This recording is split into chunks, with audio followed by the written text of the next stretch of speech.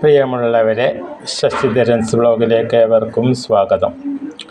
ഞാൻ പലരും പറയും കേരള ഭാഗ്യക്കുറി എടുത്താൽ ഒന്നും കിട്ടുന്നില്ല എന്നൊക്കെ പറയും. പക്ഷേ എങ്കിൽ കഴിഞ്ഞ ദിവസം ഞാൻ ഭാര്യയും കൂട്ടി തലശ്ശേരി ജനറൽ ആസ്പത്രിയിൽ പോയപ്പോൾ ഒരാൾ ലോട്ടറി വെക്കുന്നു. ഞാൻ അദ്ദേഹത്തെ അങ്ങോട്ട് വിളിച്ചു അദ്ദേഹത്തിൻ്റെ ഒരു ലോട്ടറി വാങ്ങി.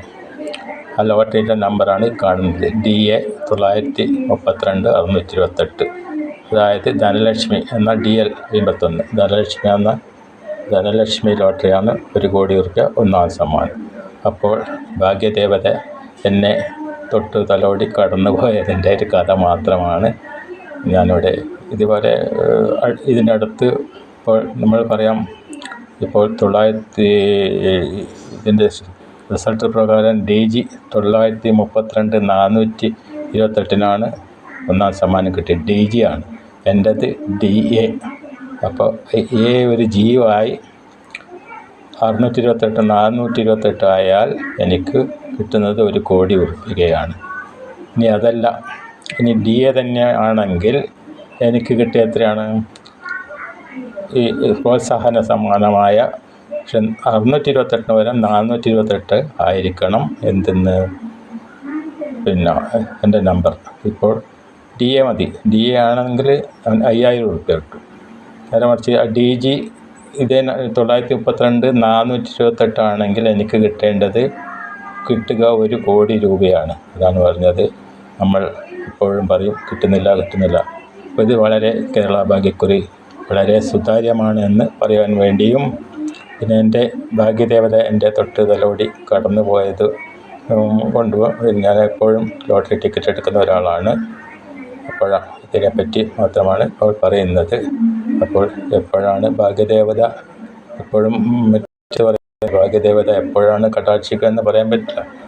74 വയസ്സപ്പോൾ ലാസ്റ്റ് സ്പെല്ലിൽ നടിച്ചുകൂടായികയില്ല.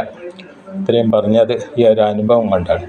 അതായത് ഒന്നും കൂടെ പറയാം, ഞാൻ എൻ്റെ നമ്പർ കാണുന്നുണ്ട്. നിങ്ങൾ DA 932 628. നിങ്ങൾ ഇതിൻ്റെ റിസൾട്ട് പരിശോധിച്ചാൽ നിങ്ങൾക്ക് മനസ്സിലാകും.